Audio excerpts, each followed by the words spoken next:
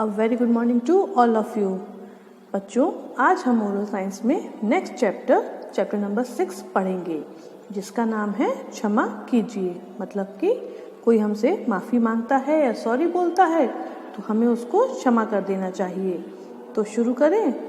चलिए, वैसे आपको ये फ़ोटो देखकर पता चल रहा होगा कि एक शेर और एक चूहे के बारे में कहानी है। शेर और चूहे की कहानी सुनी है किसी ने? चलिए, अब हम पढ़ेंगे और उसको समझेंगे। किसी वन में एक शेर और एक चुईया रहा करती थी। वन मतलब होता है जंगल।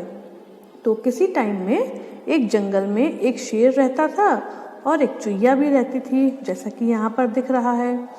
शेर का नाम था शेर सिंह। शेर का नाम क्या था? शेर सिंह था। और चुईया का नाम था फुदकी। ये चुईया है, इसका नाम क्या था? इसका नाम था फुदकी। शेर बहुत निडर और बलवान जानवर होता है। शेर जो होता है बहुत निडर होता है, मतलब किसी से डरता नहीं है और बहुत ताकतवर जानवर होता है। इसी प्रकार शेर सिंह भी वैसा ही था। तो ये जो शेर सिंह था ये भी कैसा था? निडर और बलवान। चुहिया स्वभाव से बड़ी चंचल और फुर्तीली होती है, और जो चुहिया होती है वो कैसी होती है? चंचल होती है और फुर्तीली होती है। फुदकी भी बहुत नटखट थी। तो जो ये फुदकी थी ना, ये भी कैसी थी? बहुत ही नटखट थी। वह हमेशा ही यहाँ वहाँ फुदकती रहती थी। जो चुहिया थी वो क्या करती थी? हर समय कहीं ना कहीं फुदकती रहती थी, कूदती रहती थी। इसीलिए जंगल के जानवरों ने उसका नाम फुदकी रख दिया था। उसका नाम फुदकी क्यों पड़ा था? क्योंकि वह हर समय जो है फुदकती रहती थी, कभी यहाँ कभी वहाँ। शेर सिंह की भांति फुदकी भी बहुत निडर थी। जैसा शेर सिंह था, डरपोक नहीं था, बहादुर था, उसी प्रकार जो फुदकी थी वो भी कैसी थी? निडर थी, किसी से डरने वाली नहीं थी। वह शेर सिंह से भी नहीं डरा करती थी। लीजिए, जो छोटी सी चुईया थी, आपको यहाँ पर फोटो नहीं दिखाई दे रही है, जो छोटी सी चुईया थी वो किससे नहीं डरती थी? वो शेर सिंह से भी नहीं डरती थी। एक दिन शेर सिंह अपनी मांद के सामने बेसुध पड़ा सो रहा था। जो शेर सिंह था एक दिन अपनी गुफा के सामने, मतलब गुफा के बाहर बेसुध होके सो रहा था, मतलब बिल्कुल दीन दुनिया से बेखबर होके सो रहा था कि फुदकी को शरारत सूझी। कि तभी फुदकी को लगा कि शेर सिंह के साथ कोई शरारत की जाए। वह अपने बिल से बाहर आई। इसका मतलब शेर सिंह की मांद और फुदकी का बिल दोनों पास पास थे।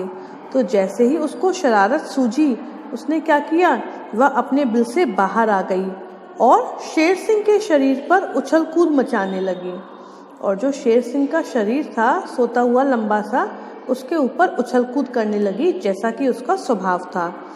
शेर सिंह के नरम नरम बालों पर उछल कूद मचाते उसे बड़ा मज़ा आ रहा था। शेर सिंह था, जो शेर था, उसके शरीर पे जितने भी बाल थे कैसे थे? सॉफ्ट, एकदम मुलायम, नरम नरम। तो उसके नरम नरम बालों पर मस्ती करते हुए, कूद फांद करते हुए फुदकी को बहुत मज़ा आ रहा था। एक बार वह उछलते उछलते शेर सिंह के मुंह पर पहुंच गई। अब जब उछलते हैं तो ये ध्यान तो रहता नहीं है कि हम उछल उछल के कहाँ जाएंगे। तो फुदकी शेर सिंह के मुंह के पास पहुंच गई। शेर सिंह लंबी लंबी सांसें लेकर सो रहा था।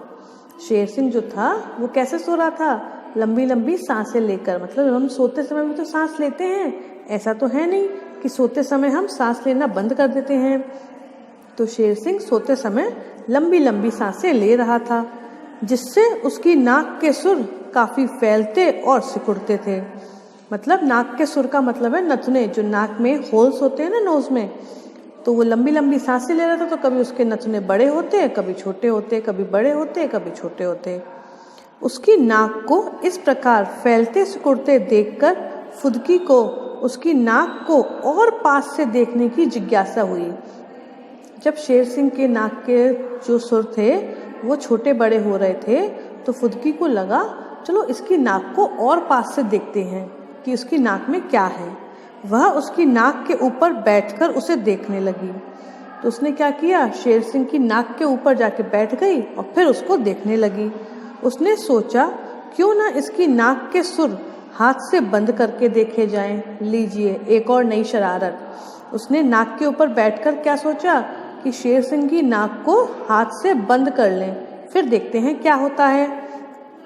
यह बात मस्तिष्क में आते ही उसने दोनों हाथों से बड़े जोर से शेर सिंह की नाक बंद कर दी। जैसे ही ये विचार उसके मस्तिष्क मतलब कि दिमाग में आया, वैसे ही उसने क्या किया, अपने दोनों हाथ लिए और शेर सिंह की नाक को कस के बंद कर दिया। नाक बंद होते ही शेर सिंह की सांस बंद हो गई, जिससे उसकी नींद खुल गई। अब किसी की नाक बंद हो जाएगी तो वह सांस कहाँ से लेगा? तो शेर सिंह की भी सांस बंद हो गई और सांस बंद होने के बाद उसकी नींद भी खुल गई। अपनी नाक पर फुदकी को बैठा देखकर शेर सिंह को बहुत क्रोध आया। अपनी नाक पर चुईया को बैठा देखा शेर सिंह ने तो उसको बहुत जोर से गुस्सा आया। उसने फुदकी को अपने पंजे में दबा लिया। जैसा कि हमने अभी पिक्चर में देखा था कि शेर सिंह ने एक चूहे को अपने हाथों में या पंजों में दबा रखा था, तो वह फुदकी थी। तो उसने क्या किया, अपने पंजों में चुईया को पकड़ लिया, जैसे कि मैंने पेंसिल को पकड़ लिया, और गरज कर बोला, फुदकी, मेरी नाक पर बैठने की तेरी हिम्मत कैसे हुई?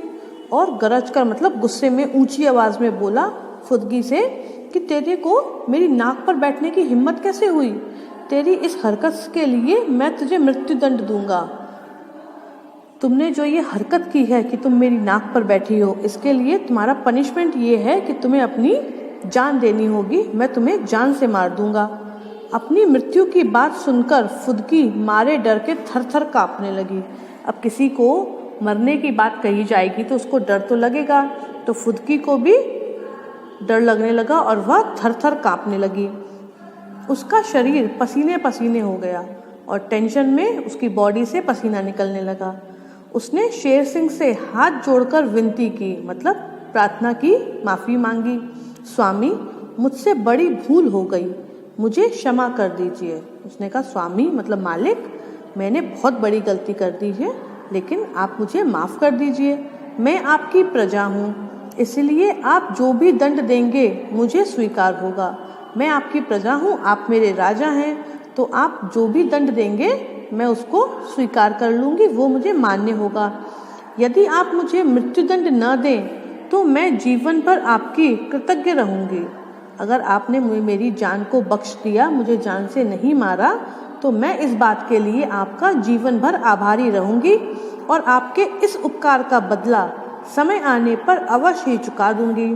और आप जो मुझ पर उपकार करेंगे कि आपने मेरी जान नहीं ली, तो इसका बदला मैं आपको अवश्य ही चुकाऊंगी, मतलब इसके बदले में मैं आपकी कभी ना कभी मदद ज़रूर करूंगी, भले ही उसमें मेरे प्राण चले जाएं।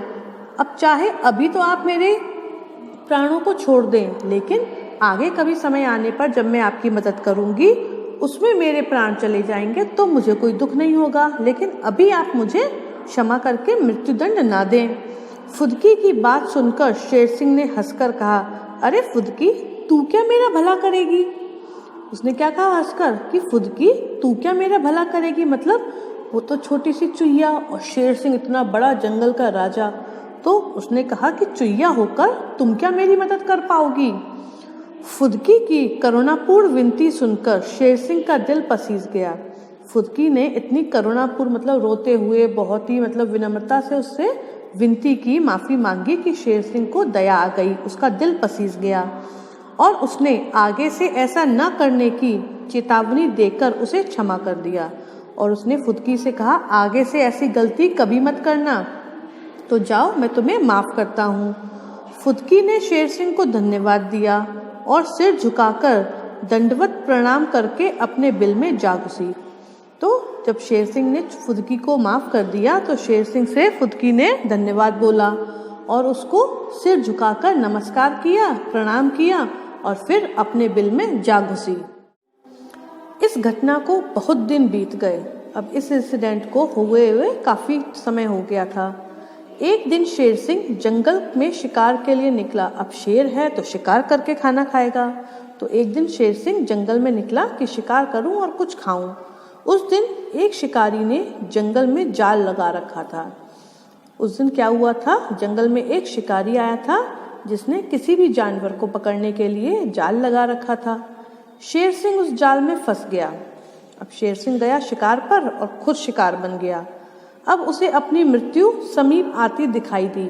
जब हम किसी मुसीबत में पड़ जाते हैं, बहुत बड़ी मुसीबत होती है, तो हमें क्या लगता है, अब तो हमारा अंत निश्चित है, अब तो हमारा मरना पक्का है। तो शेर सिंह को भी यही लग रहा था कि वह जाल में फंस गया, तो उसे क्या लगा, अब तो मैं मर के ही रहूँगा। उसका भी मृत्यु के डर के मारे वैसा ही हाल हुआ जा रहा था जैसा उसके पंजे में फंसकर फुदकी का हुआ था।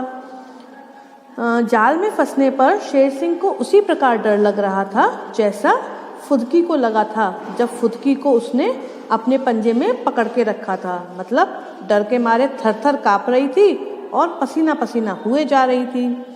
शेर सिंह ने हिम्मत से काम लिया और सहायता के लिए एक जोरदार दहाड़ लगाई। शेर सिंह ने अपनी जो थोड़ी बहुत हिम्मत बची थी उसको बटोरा और जोर से दहाड़ लगाकर हेल्प के लिए किसी को पुकारा कि कोई आए और मेरी मदद कर दे। उसकी सहायता की पुकार जब फुदकी के कानों में पड़ी तो उसे शेर सिंह के उपकार की बात याद आई। जब शेर सिंह ने दहाड़ लगाई तो उसकी आवाज़ फुदकी ने सुन ली, और फुदकी ने जैसे ही उसकी आवाज़ सुन ली तो उसको वो बात याद आई कि जब शेर सिंह ने उसको छोड़ा था, उसकी उपकार की बात। फुदकी दौड़ी दौड़ी उस स्थान पर पहुंची। फुदकी ने क्या किया, जहाँ पर शेर सिंह जाल में फंसा था वहाँ पर दौड़ लगाई और वहाँ पर पहुँच गई जहाँ शेर सिंह जाल में फंसा था। देखिए लिखा है, फुदकी ने अपने तेज दांतों से बड़ी शीघ्रता के साथ जाल काट डाला।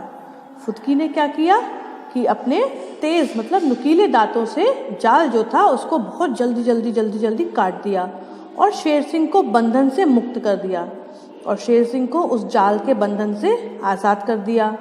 शेर सिंह ने फुदकी को धन्यवाद दिया। अब देखिए यहाँ पे उल्टी कहानी, पहले फुदकी ने शेर सिंह को धन्यवाद दिया था, अब शेर सिंह ने फुदकी को धन्यवाद दिया। फुदकी ने उससे कहा, स्वामी, इस संसार में किया हुआ उपकार व्यर्थ नहीं जाता। फुदकी ने शेर सिंह से क्या कहा कि मालिक, यदि आप किसी पर एहसान करेंगे, किसी की हेल्प करेंगे, किसी पर उपकार करेंगे तो वह उपकार आपका व्यर्थ मतलब बेकार नहीं जाएगा। और संसार का छोटे से छोटा प्राणी भी बड़े से बड़े प्राणी के उपकार का ऊपर उपकार कर सकता है।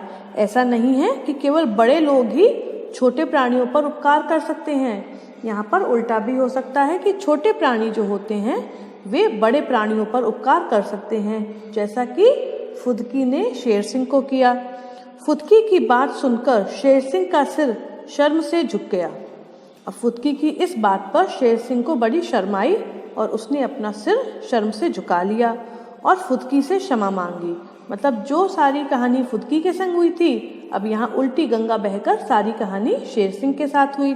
शेर सिंह को डर लगा अपनी मृत्यु का, उसको पसीने आए, उसने आवाज़ लगाई मदद के लिए और शेर सिंह ने फुदकी से माफ़ी भी मांग ली। तो ये कहानी थी हमारी कौन सी, बताइए, कहानी का नाम क्या था? क्षमा कीजिए। कहानी का नाम क्या है? क्षमा कीजिए। अब देखते हैं इसकी शिक्षा क्या है।